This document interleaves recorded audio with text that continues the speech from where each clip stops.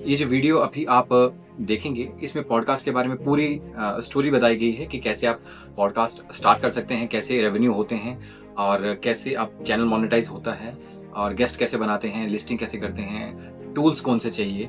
ये सारी बातें इस पूरी वीडियो में की गई हैं, तो आप ज़रूर इसको देखें, सब्सक्राइब करें और हाँ, वीडियो के किसी को पॉडकास्ट नहीं भी करना है, लेकिन उसको कंटेंट क्रिएशन के ऊपर जाना है, तो उसके लिए भी ये वीडियो फ़ायदेमंद हो सकता है और इस चैनल को ज़रूर सब्सक्राइब करें। आपको ना सिर्फ पॉडकास्ट के बारे में बाकी और बहुत सी और चीज़ों के बारे में यहाँ पे जानकारी मिल जाएगी। धन्यवाद, थैंक यू। मैं आपका होस्ट एंड दोस्त विकास शर्मा। आज मैं जिस टॉपिक पे बात करना चाह रहा हूँ वो है कि पॉडकास्ट कैसे शुरुआत करें। बहुत से लोग पूछते हैं कि कैसे हम भी चाहते हैं कि हम भी पॉडकास्ट स्टार्ट करें, तो कैसे शुरुआत करें। अ, मुझे भी करीब-करीब 2 साल से ज़्यादा समय हो गया है 80 प्लस पॉडकास्ट करने के बाद और करीब-करीब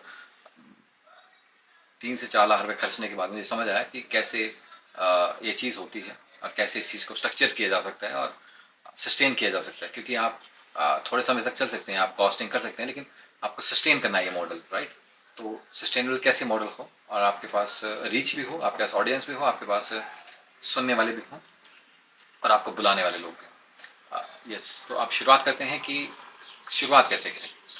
तो आप शुरुआत के लिए जान सकते हैं कि क्या आप ट्रैवल कर सकते हैं, क्या आपके गेस्ट किस ट्रैवल के रहेंगे, या आप किस तरह की निश के ऊपर काम करेंगे। निश होती है कि किस टॉपिक पे आप बात करेंगे। मान लीजिए म्यूजिक हो गया, इंडस्ट्री हो गया, इंडस्ट्रीज हो गया, आपका एजुकेशन हो गया, या फिर आपका भूतों वाला एक चीज़ है, राइट। आपका डांस है, आपका कुछ भी हो सकता है, ट्रैवलिंग हो गया। तो आप किस चीज़ के ऊपर विषय पे आपके गेस्ट होंगे।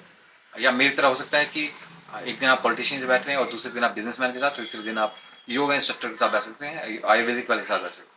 बिकॉज मल्टीपर्पज़ है, मैंने किसी के लिए बैरियर नहीं लगाया कि ये लोग मेरे गेस्ट नहीं हो सकते हैं। बिकॉज मुझे इंटरेस्ट है अलग अलग लोगों से बात करने का, उनसे जानने का और उस विषय में थोड़ा सा और अच्छे से जानने का। तो या मैंने शुरुआत कैसे की थी, मुझे लगा कि जो मेरे नोन थे मैंने उनसे बात की। तो आप भी पहले फर्स्ट फेज में जो लोग आपको लगता है कि थोड़ा सा हट के काम कर रहे हैं मार्केट में, तो उनसे आप बात कर सकते हैं और उनकी जर्नी पे आप बात कर सकते हैं, उनके बारे में रिसर्च करें, उनके बारे में जानें। क्योंकि कई बार होता है कि आपको सिर्फ थोड़ा सा पता होता है, या हमें भी वो चीज़ होता है कि थोड़ा सा सिर्फ पता होता है हमें कि वो लोग ये काम कर रहे हैं, म्यूज़िक कर रहे हैं। तो म्यूज़िक किस तरह का म्यूज़िक, मान लीजिए किसी का आपका कोई नोन है जो गाना बहुत अच्छा गाता है, राइट। तो किस तरह का गाना गाते हैं, क्या जर्नी रही उनकी, फर्स्ट स्टेज कहाँ था उनका, किस तरह के दोस्त थे उनके, उन्होंने सीखा कहाँ पे, वो क्लासिक गाते हैं या दूसरा गाते हैं, हिप हॉप गाते हैं या दूसरा गाते हैं, कोई और उस तरह का गाना गाते हैं।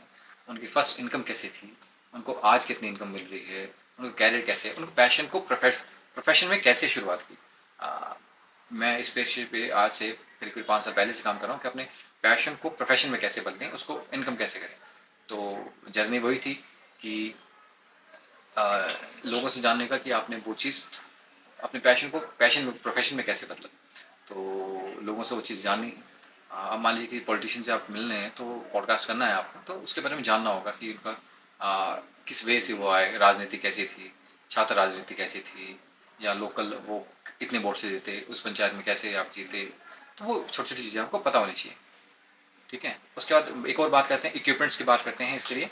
तो इक्विपमेंट्स में बात करते हैं तो बेसिक से एक चीज़ चाहिए आपके लिए, कैमरा, माइक और स्टैंड और एक गेस्ट और एक पीसफुल जगह, ठीक है। माइक की बात करें तो आप मोबाइल से भी शुरुआत कर सकते हैं। सॉरी, कैमरे की बात करें तो आप मोबाइल से भी शुरुआत कर सकते हैं।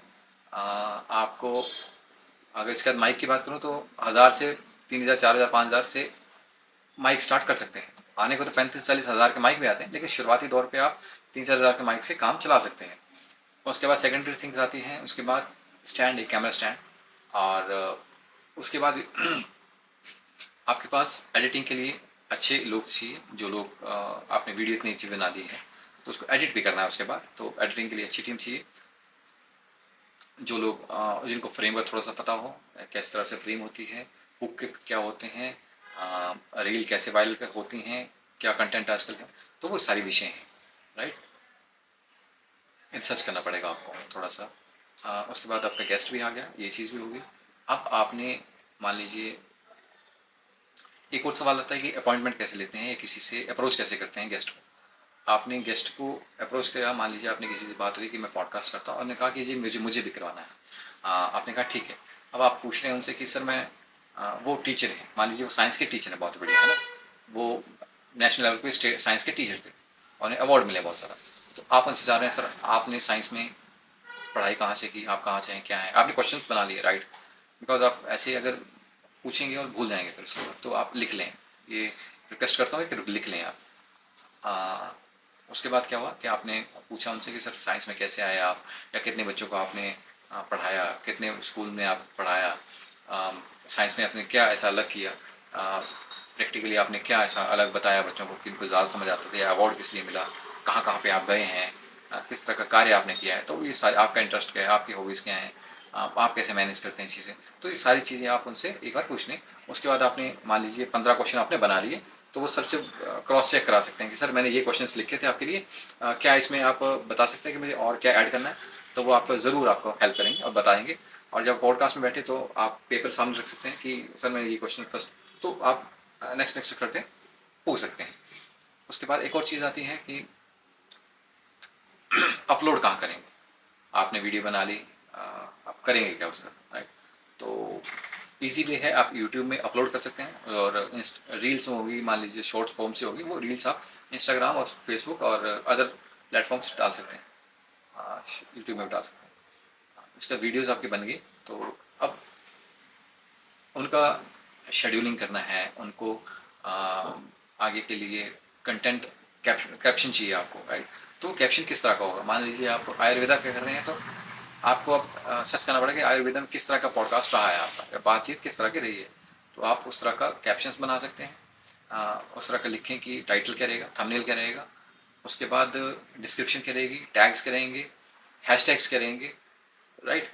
अब एक इसमें शब्द बोला मैंने, थंबनेल। थंबनेल जो आप यूट्यूब में मान लीजिए आप कोई चीज़ देखते हैं, तो वो थंबनेल होता है किसी का, फर्स्ट वीडियो में कोई चीज़ आती है तो वो चीज़ उसका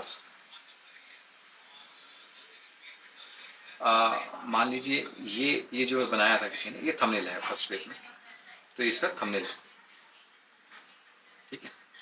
तो हम कभी भी किसी वीडियो पे कब जाते हैं, जब उसका थंबनेल अच्छा होता है। तो बहुत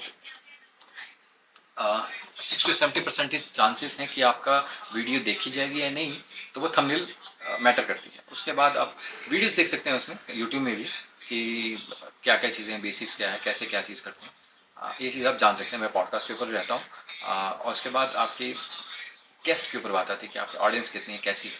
आप आपका हमारे चैनल पे रीच अच्छी है, तो आप अप्रोच कर सकते हैं कि सर हम पॉडकास्ट करते हैं और इतना हम कर रहे हैं, अभी अभी शुरुआती दौर है, और आप हमारे गेस्ट बन रही, राइट।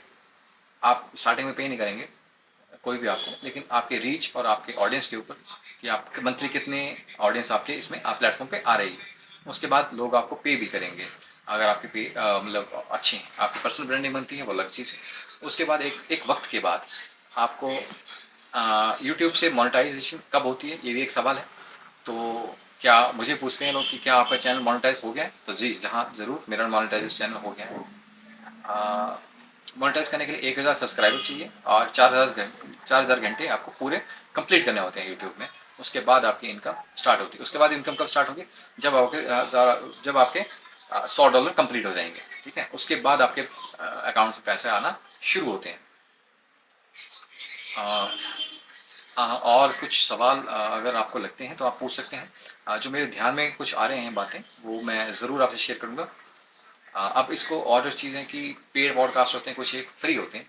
तो हाँ, कुछ एक लोगों को फ्री होते हैं, कुछ पर्सनल ब्रांडिंग के लिए, कुछ बिजनेस के लिए, प्रमोशंस के लिए अपने पॉडकास्ट करवाते हैं, तो वो पेड आप कर सकते हैं, उससे चार्जेस ले सकते हैं अपने ऑडियंस के हिसाब से, आपके रीच के हिसाब से।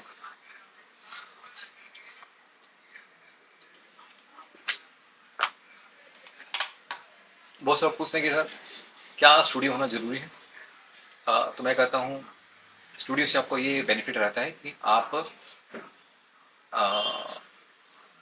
अपने हिसाब से मैनेज कर सकते हैं। अदरवाइज़ आप दूसरी लोकेशन में हैं, किसी कैफ़े में, किसी रेस्टोरेंट में, तो आपको उनके हिसाब से डिपेंडेंट होना पड़ेगा, गेस्ट के हिसाब से, या कोई डिस्टर्बेंस ना हो, क्योंकि बहुत सारे डिस्टर्बेंस होती हैं। तो ये सारी चीज़ें हैं। आप एक बार क्रॉस मतलब लिस्ट चेकलिस्ट बना लें कि आपने क्या क्या करना है, कैसे कैसे करना है। अब यूट्यूब की कहानी क्या है कि यूट्यूब में आपको शेड्यूलिंग करना पड़ता है, या फिर मान लीजिए आज आपके पास वीडियो है, कल वीडियो नहीं होगी, मतलब कब करेंगे, क्या करेंगे, हफ्ते में कितने पॉडकास्ट आएंगे, महीने में कितने आएंगे। तो वो सारी चीज़ें पहले से प्लान कर लें। आपके 5 वीडियो के बाद ऐसा ना हो कि 6वीं वीडियो के लिए आपको 2 महीने लग जाएँ। तो पहले से डिसाइड करें थोड़ी सी बातें। बाकी किसी को कोई सवाल हो तो आप ज़रूर मेरे से पूछ सकते हैं। थैंक यू, धन्यवाद। बंद करना।